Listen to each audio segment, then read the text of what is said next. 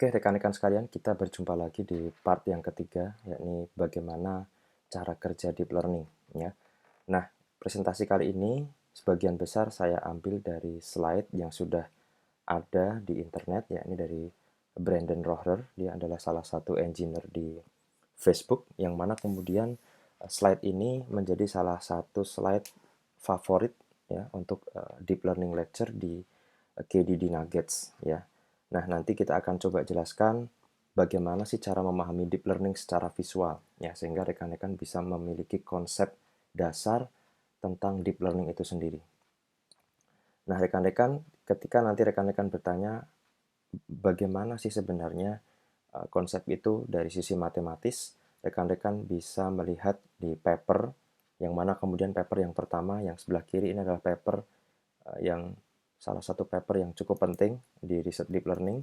Paper tersebut bercerita tentang dasar-dasar algoritma backpropagation, ya, yang di video yang pertama sudah pernah kita ceritakan bahwa paper inilah yang kemudian menjadi salah satu breakthrough, ya, yang mana kemudian peneliti sebelumnya itu belum pernah menemukan cara untuk mentraining multiple layers, ya, perceptron, ya, dengan komputasi yang cukup tinggi, ya, dan secara matematis mereka belum tahu bagaimana cara mentrainingnya. Nah, kemudian Geoffrey Hinton mengusulkan sebuah cara, ya, untuk mempropagate, ya, atau untuk mengirimkan error-error yang kemudian muncul di output layer itu sebagai salah satu metode atau sebagai salah satu tools untuk melakukan weight adjustment, ya. Nah, kemudian untuk deep learning itu sendiri secara umum sudah dijelaskan di paper review, ya, di Nature. Anda bisa baca paper tersebut untuk mendapatkan gambaran secara umum apa itu deep learning dan bagaimana implementasinya. Oke, nah, untuk awalan mari kita bayangkan bahwa kita memiliki sebuah kamera dengan resolusi yang cukup kecil, ya. Resolusinya adalah 2 kali 2, ya. Nah, ini kamera kita memiliki sebuah kamera, ya, yang dapat menciptakan citra, ya, 2 kali 2, begitu ya. Nah, kemudian kita misalkan dari kamera tersebut kita punya citra, ya, kita punya gambar atau citra dan kita ingin meminta komputer kita untuk melakukan klasifikasi. Sebenarnya ini citra apa? Ya, di sini ada berbagai macam pilihan kelas atau label. Ya, yang pertama adalah solid, ya. Yang kedua adalah garis vertikal, yang ketiga adalah garis diagonal, dan yang keempat adalah horizontal. Ya, ini contohnya, ya. Solid kita mempunyai dua pilihan. Yang pertama adalah putih, ya. Kemudian vertikal, ini pilihan yang pertama adalah vertikal di sebelah kiri, ya, bagian hitamnya. Ini diagonal dan ini horizontal, ya, yakni garis hitam di bagian bawah. Nah, meskipun demikian, kita memiliki banyak kombinasi, ya. Kelas atau label itu dibuat sesimpel mungkin, ya. Ada 4 kelas di sini untuk mengakomodasi berbagai macam kombinasi yang ada. Jadi kita harus bisa mengklasifikasikan atau mengkategorisasikan ketika kita punya citra yang seperti ini atau citra yang seperti ini, itu masuk ke kelas yang horizontal, ya. Nah, bagaimana caranya? Ya, kita akan menggunakan neural networks untuk melakukan klasifikasi, ya. Namun sebelum kita masuk ke sana, kita akan melakukan review lagi sebentar tentang konsep neural networks, ya. Jadi kita tahu bahwa neural networks itu sendiri adalah jaringan saraf tiruan yang dia terilhami atau terinspirasi dari jaringan saraf yang ada di makhluk hidup, ya. Ini contoh salah satu lukisan, ya, Santiago Ramon, ya, tentang jaringan saraf di burung merpati, ya. Nah, di sini kita mengenal istilah-istilah yang mungkin juga muncul di literatur medis, ya. Contohnya adalah akson, soma, dan dendrites, ya. Nanti kita akan lihat bagaimana implementasinya untuk jaringan saraf tiruan, ya. Nah, ini dia. Jadi ini diagram dari neuron yang tadi kita lihat gambar sebelumnya dibalik, ya.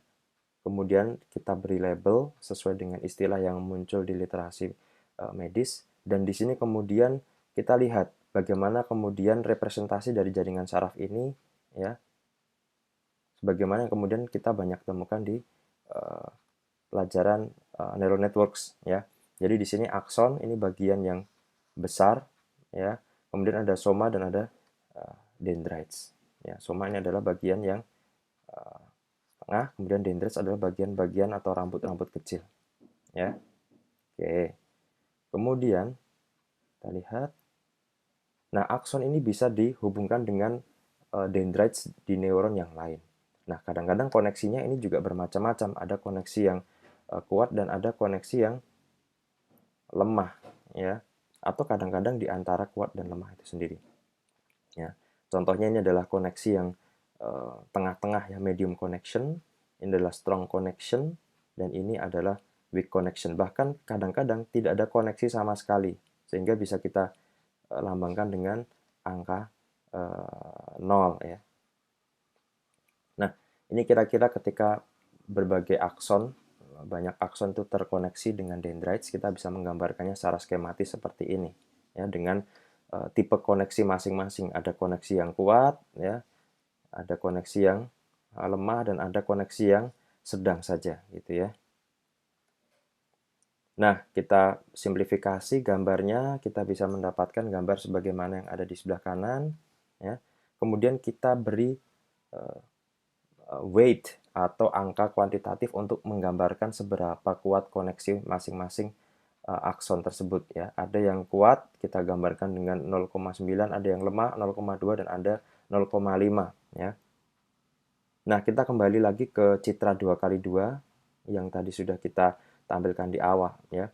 Nah, di sini kita ingin mengklasifikasikan bentuk-bentuk dari citra yang ada di sini ya. Tadi ada horizontal, vertikal, ya kan, diagonal dan solid ya. Nah, di sini kita tahu bahwa deep learning itu akan menerima input sesuai dengan jumlah pixel masukannya. Jadi kalau kita punya 2x2 di sini, 2x2, maka yang kita butuhkan adalah 4 input neuron ya, 4 input neuron. Dan kita lihat ya bahwa sebenarnya pixel itu bisa kita kuantifikasi ya. Jadi caranya bagaimana? Ya, ini di pelajaran image processing atau pengolahan citra kita tahu bahwa pixel itu memiliki nilai ya. Nah, katakanlah di sini untuk memudahkan kita beri nilai hitam itu -1 ya dan cerah itu 1. Ini untuk memudahkan komputasi saja. Sementara kemudian yang di tengah-tengah ya, abu-abu, gray itu kita beri nilai 0. Jadi kita beri skala di sana ya. Nah, dari sini kita tahu ya, kita bisa mengkuantifikasi setiap pixel ya. Untuk nilai tersebut kita masukkan ke dalam input vektor. Kita tahu ya. Di sini misalkan nilainya 0,5, ini 0,0, ini minus 0,75 dan ini 0,75 ya. Nah, masing-masing neuron ini kita sebut sebagai receptive fields ya. Itu hanya considering pixel value at a particular position only. Jadi dia hanya menerima nilai pixel dari posisi-posisi khusus saja, sebagaimana fungsi dari masing-masing neuron yang tadi sudah kita sebutkan. Ya. Nah, ketika kemudian kita ingin menghitung ya masing-masing nilai yang ada di input neuron tadi, kita perlu menjumlahkan nilai tadi. Ya. Kita jumlahkan saja secara sederhana. 0,5 ditambah 0 ditambah minus 0,75 ditambah 0,75 kita dapatkan nilai 0,5.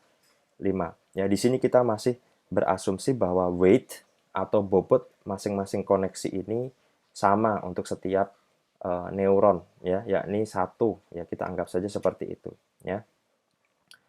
Nah, bagaimana ketika bobotnya berubah? Ya, pertanyaannya seperti itu. Karena kan kemudian kita tahu bahwa masing-masing neuron itu memiliki bobot yang berbeda, ya, memiliki koneksi atau memiliki hubungan yang berbeda. Nah, kita tinggal kalikan saja, ya. Misalkan di sini 0,5 kali minus 0,2, misalkan, ya. Kemudian ini 0, minus 0,75 kali 0,8, ya. 0,75 kali minus 0,5. Di sini kita dapatkan minus 1,075 ya. Nah, di sini kita gambarkan masing-masing koneksi ya dengan simbol yang berbeda, yang mana kemudian koneksi yang kuat kita gambarkan dengan garis putih, koneksi yang lemah ya atau nilai yang negatif ya kita lambangkan dengan Ya, di sini kita lambangkan dengan hitam, ya. Jadi bobot ini kita representasikan dengan warna, ya. Jadi koneksi yang tidak bobot yang nilainya 0 itu kita hilangkan garisnya untuk mempermudah saja, ya. Nah, kemudian kita ingin uh, mengendalikan hasil dari penjumlahan tadi supaya tidak terlalu tinggi dan tidak terlalu rendah, ya. Nah, di sini kita membutuhkan sebuah fungsi yang kita namakan sebagai activation function. Inilah fungsi yang mengubah, ya, persamaan linear. Nanti kita akan bahas di sesi yang keempat, ya. Inilah fungsi yang mengubah persamaan linear, yang mana persamaan linearnya adalah terdiri dari, ya, input, ya, dikali dengan weight, ya, linear, ya. Karena apa? Karena banyak eh, ada berbagai macam input di sini, ya. Ada 4, ya, dengan weight yang berbeda, ya.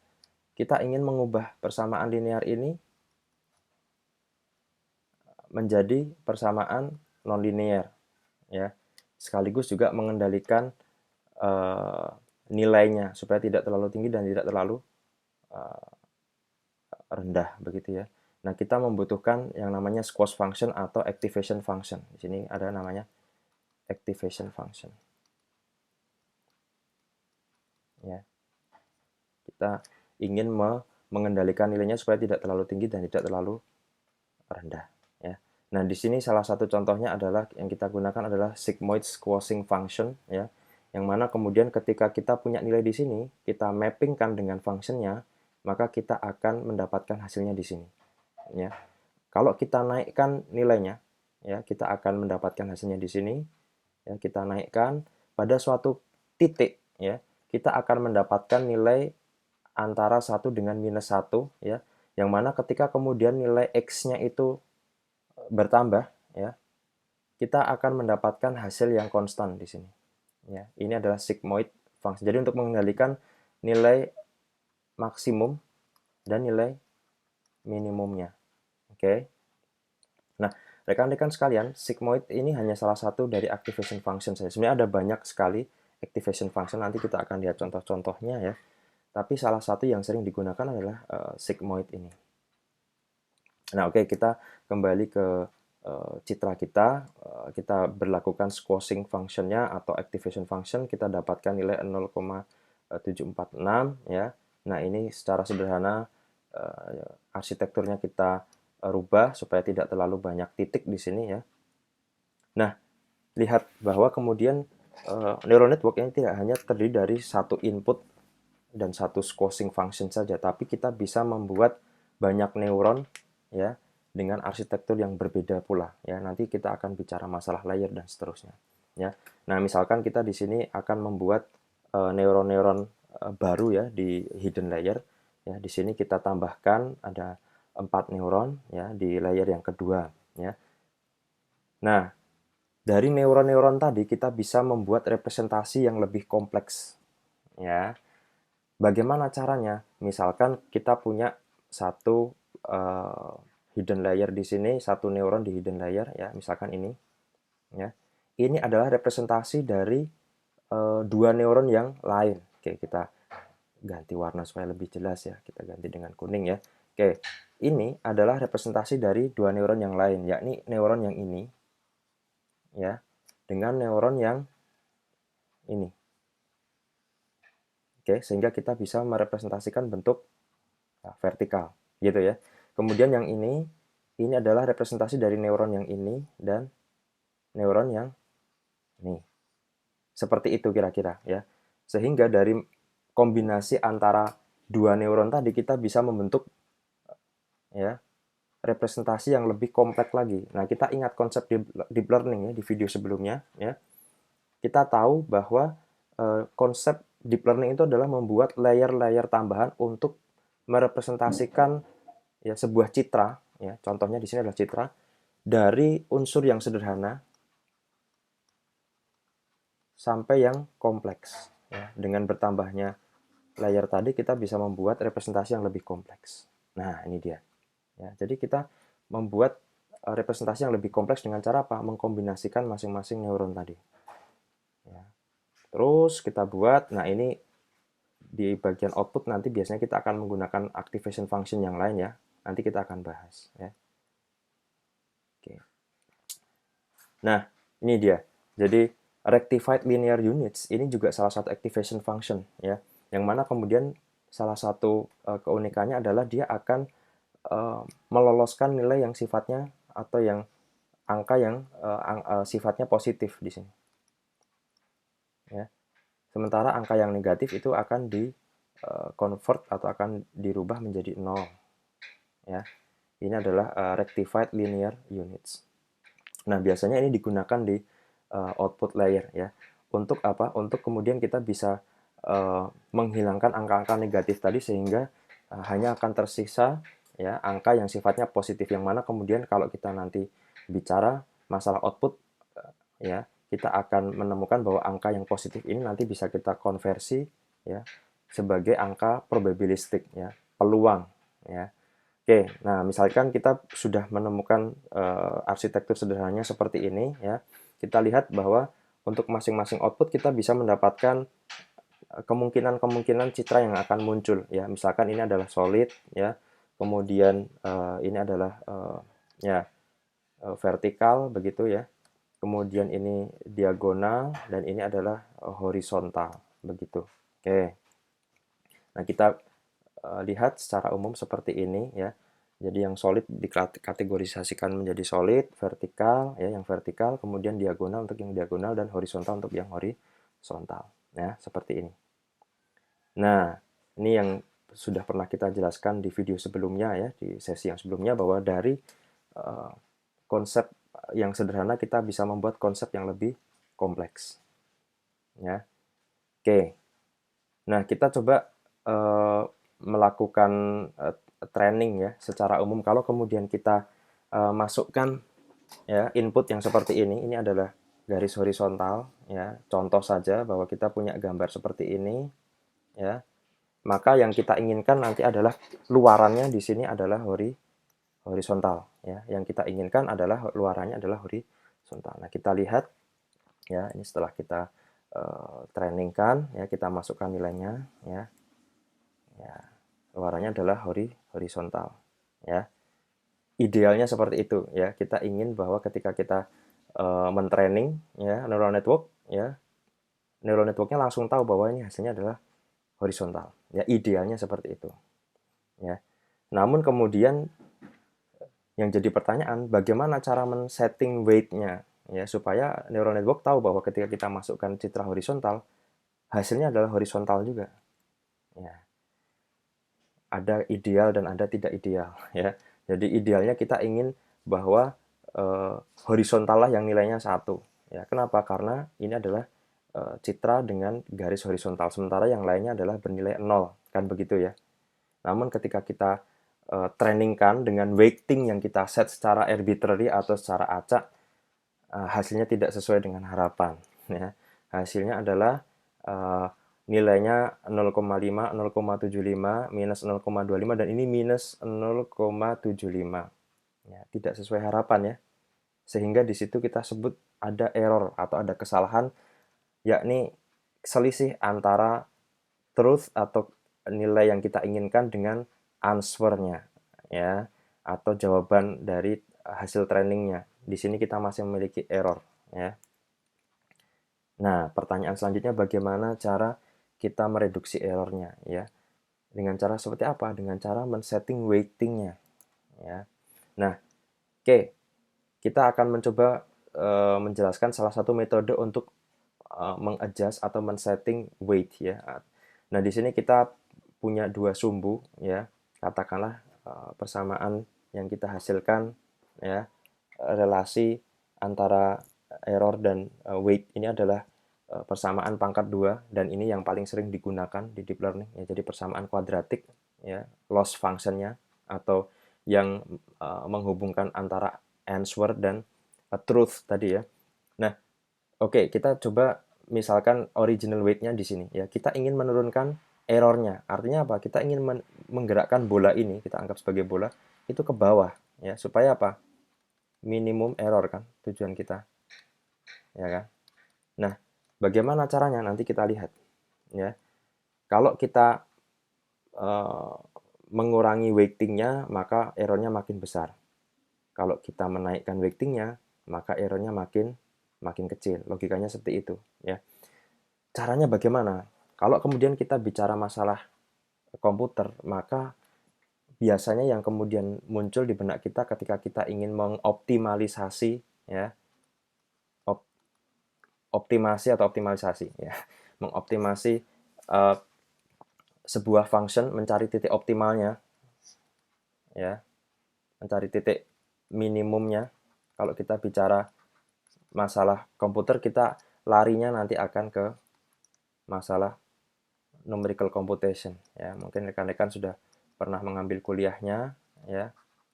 Di sini ada berbagai macam cara untuk mencapai titik optimum, ya. Ada Newton, misalkan, ya, Newton method, secant, dan seterusnya. Kalau rekan-rekan ingat di pelajaran komputasi numeris. Tapi kemudian ketika kita menerapkan metode komputasi ini, ingat weighting itu tidak hanya satu, ya. Kalau kita bicara masalah neuron, ya, kalau neuron cuma 2 kali 2 4, ya, mungkin weightingnya tidak terlalu banyak. Tapi kalau kita bicara neuron, ya, 300.000 neuron, Anda bisa bayangkan berapa weightingnya gitu ya, berapa jumlah weightnya, ya. Dan ketika kita lakukan komputasi numeris untuk mengoptimasi weight, ini tentunya akan membutuhkan resource komputasi yang cukup tinggi, ya. Maka kemudian muncullah sebuah ide, ya, untuk mengetahui gradiennya saja, ya, mengetahui gradiennya saja. Dengan mengetahui gradien ini, maka komputasinya akan lebih mudah. Nah, oke, secara umum bagaimana konsep gradien? Kita kembali ke pelajaran di SMA, ya. Jadi contohnya misalkan kita mengubah weightingnya, menambahkan satu, ya, perubahan weightnya adalah satu, ya, supaya eh, bolanya turun, ya, ke titik minimum, ya. Kita tahu misalkan perubahan errornya adalah -2, ya, maka slope dihitung dari perubahan error dibagi dengan perubahan weight, ya. Jadi delta error dibagi delta weight, ya, atau kalau dengan fungsi eh, turunan, ya, di sini, ya, diferensial, maka DE per DW, gitu ya.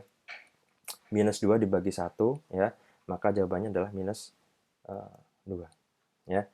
Nah, contohnya misalkan kita tahu, ya, misalkan di loss function kita memiliki fungsi error adalah W kuadrat atau weight kuadrat, ya, maka derivatif, ya, error terhadap weight-nya sangat mudah sekali, ini adalah 2 kali weight-nya, ya.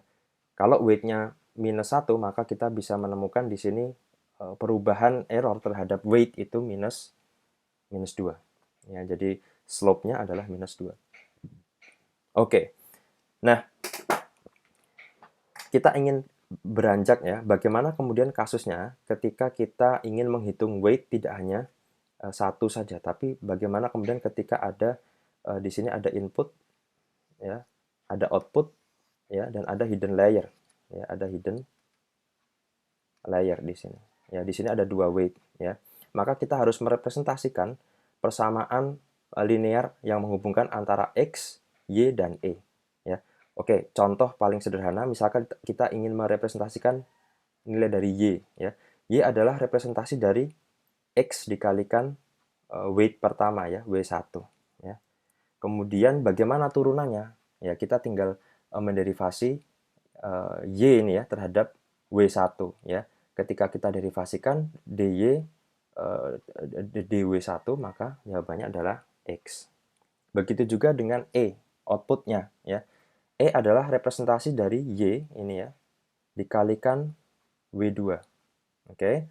Maka bagaimana cara menghitung derivatif E terhadap Y, ya, dE per dy, ya. Kita hitung dE per dy sama dengan W2. Ya, oke. Sampai sini bisa dipahami, ya, mudah-mudahan, ya. Kemudian coba kita lihat, ya. Kalau kemudian Y ini kita ganti, ya. Yang tadi kita tahu bahwa E sama dengan Y kali W2, Y kita ganti dengan persamaan yang pertama, ya. Maka Anda akan mendapatkan ini, ya. Kenapa? Y sama dengan X kali W1. Sehingga di sini E sama dengan X kali W1 kali W2 ya. Sehingga ketika kita ingin mengetahui perubahan error ini ya terhadap W1 ya, perubahan delta error terhadap ya, maka kita bisa merumuskan secara matematis adalah seperti ini ya. DE per dW1 sama dengan ya, karena kita punya persamaan seperti ini, maka tentunya yang tersisa adalah ini karena kita menghitung derivatif dari E ya terhadap W1 begitu ya. Ini yang harus diingat-ingat ya. Kemudian kita lihat ya bagaimana ketika X ini kita ganti ya. Ketika kita ganti dengan representasi dari Y tadi ya, representasi dari Y. Karena tidak mungkin kita melewati Y ya, tidak mungkin kita menghilangkan Y. Maka nilai X ini itu kita harus ganti dengan Y ya. Maka ambil persamaan yang sebelumnya ya dan masukkan nilainya ya sehingga kita bisa mendapatkan seperti ini. Ini adalah full equation-nya ya. Jadi Anda bisa menuliskan hubungan antara error dengan weight W1 ya. Saya akan coba tuliskan dalam fungsi ya turunan Y terhadap W1 ya dikalikan ini ya error terhadap Y. Nah, inilah nanti kita akan menemukan di dalam referensi matematika namanya chain rules. Ya, oke. Sederhana ya. Nanti kita akan lihat di slide selanjutnya. Ya. Nah, seperti ini ya kira-kira ya. Oke. Nanti kita akan lihat persamaan lengkapnya ya. Nah, ini dia ya. Kita akan lihat bahwa ketika kita ingin merepresentasikan ya bagaimana sih cara mengubah weight ini ya yang di belakang ini ya ketika ada error yang ada di depan ya. Misalkan tadi kita contoh ya yang di slide sebelumnya ya truth-nya adalah 1 tapi Anda mendapatkan 0,75 answer-nya. Maka Anda harus mempropagasikan errornya ini ya selisihnya ini ke belakang ya supaya apa weight-nya bisa kita adjust sehingga perbedaan antara truth ya dan answer-nya ini menjadi semakin minimum ya. Maka gunakanlah chain rules yang tadi sudah kita bahas sebelumnya ya. Jadi Anda bisa merepresentasikan ya seperti ini ya. Merepresentasikan error ke W1 ya dengan chain rules. Hanya saja ketika nanti kita bicara rules yang diimplementasikan di berbagai neuron seperti ini ya, multiple layers, maka rumusnya akan menjadi semakin kompleks ya, akan panjang yang mana kemudian secara umum ya mirip ya dengan persamaan yang sudah ada sebelumnya ya. Jadi D error per DZ ya kali DZ per DY ya kali DY per DX terus begitu ya sampai DA per D-weight. Maka inilah kemudian ya error ke weight ya. Yang mana kemudian inilah yang kemudian dipropose oleh Geoffrey Hinton ya. Ya dalam algoritma yang dia sebut sebagai back propagation. Ya. Konsepnya sederhana ya, tapi sampai saat ini dipakai untuk mentraining algoritma neural networks ya. Nah, kira-kira seperti ini gambarannya. Nah, kita akan lihat bahwa masing-masing neuron ini ternyata memiliki function yang berbeda ya. Misalkan oke, kita kembali ke persamaan yang paling sederhana ya. B sama dengan W kali A. Ini persamaan linear sederhana ya. Maka turunannya adalah mudah sekali karena Anda menderivatifkan B terhadap A, maka jawabannya adalah W ya. Nah, bagaimana ketika seperti ini arsitekturnya? Yang mana kemudian Z ini adalah kombinasi dari A, B, C, D. Ya, kita lihat ya dengan persamaan yang mirip ya. Z sama dengan A plus B plus C plus D ya, maka ketika DZ diturunkan terhadap A ya, maka nilainya adalah 1 ya. Kita akan lihat arsitektur lain ya. Bagaimana dengan sigmoid function? Ya, ini adalah fungsi yang melakukan squashing tadi sudah kita bahas ya.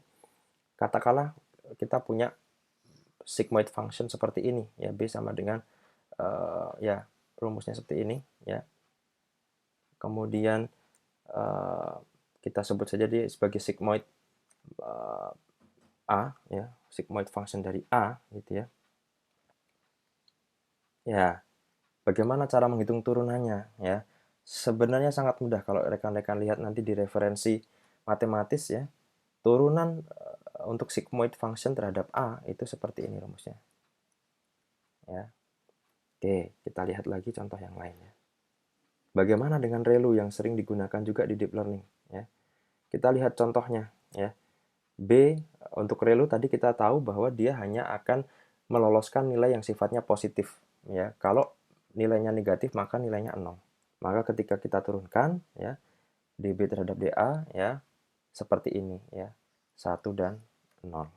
Oke, kita sudah melihat beberapa contohnya ya.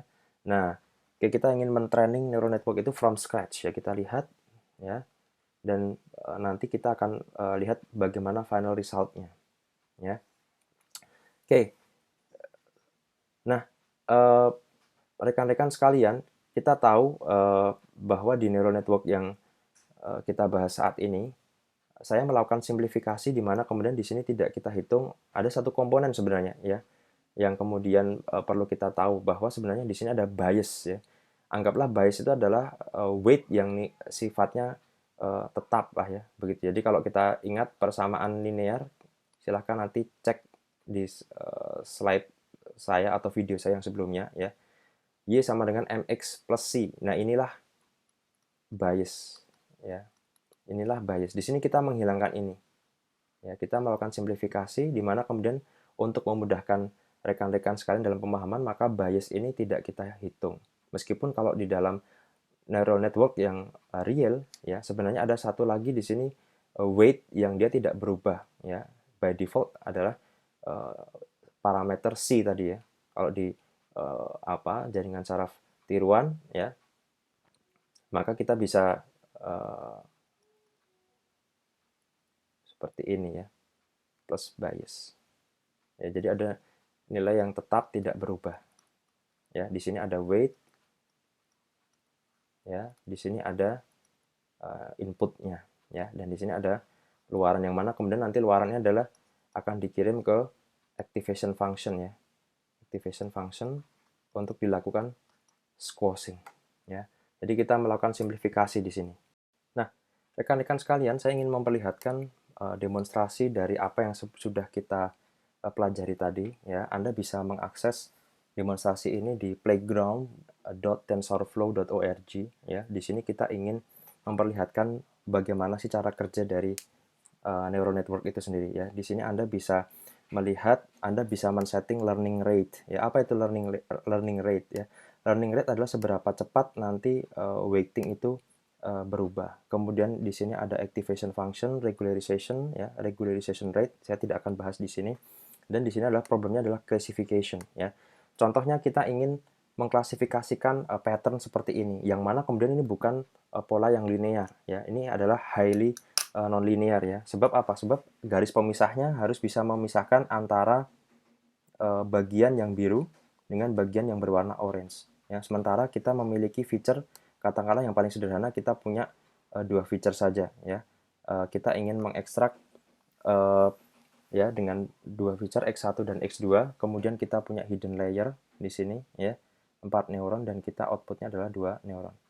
Nah, kita bisa cek seberapa cepat nanti neural network itu akan konvergen ya. Contohnya, misalkan kita play seperti ini ya, maka kita akan bisa tahu berapa iterasi yang kita butuhkan, epochnya berapa ya. Kemudian kita bisa tahu nilainya. Di sini cukup cepat ya. Kenapa? Karena mungkin untuk neural network memisahkan data yang seperti ini antara biru dengan orange ini adalah problem yang cukup sederhana, ya. Nah, kita akan coba lihat kalau problemnya kita ganti, ya, misalkan seperti ini cukup rumit ini ya, karena nanti persamaan nonlinearnya harus bisa memisahkan antara yang biru dengan yang orange, maka kita lihat dengan setting yang sama, ya. Kita akan lihat ya, epoch yang kita butuhkan itu semakin banyak ya, dan waktu trainingnya juga semakin lama ya. Kita bisa lihat di sini, misalkan kita tunggu saja ya, beberapa menit kita lihat konvergensinya, Anda bisa lihat ya, 300, 390, 400 ya, Anda bisa lihat semakin lama semakin uh, kecil ya training loss-nya ya. Meskipun kemudian tentunya ini uh, fluktuatif ya. Ada kalanya naik, ada kalanya turun. Anda bisa lihat di training loss ya, dan testing loss-nya. Ya. Semakin kompleks permasalahan yang kemudian dihadapi untuk memisahkan dua kategori tadi ya, antara biru dengan orange di sini ya, maka semakin lama pula. Di sini kita hanya menggunakan dua feature saja. Yang pertama adalah X1 dan X2 ya. Feature, anggaplah ini adalah representasi yang paling sederhana di sini ya. Anda bisa lihat ya, hampir ya lebih dari 1000 ya. Nah, di sini Anda bisa bayangkan betapa kemudian nanti resources komputasi yang kita butuhkan seperti apa ketika nanti pertama kita punya lebih dari dua hidden layer misalkan ya. Kita punya lebih dari dua hidden layer ya. Kemudian features yang kemudian kita supply, kalau kemudian tadi kita bicara masalah masalah pixels ya, kita akan punya ya ribuan nodes di input layer ya. Nah, oke, kita lihat rekan-rekan ini sudah mulai konvergen ya. Kita bisa lihat ya bahwa si neural network ini sudah bisa memisahkan antara yang orange dengan yang biru. Anda bisa lihat, Anda membutuhkan epoch yang lebih tinggi dibandingkan problem yang pertama. Ya, oke, saya kira itu dulu. Nanti kita akan lanjutkan di sesi yang keempat, yakni tentang matematika dari neural networks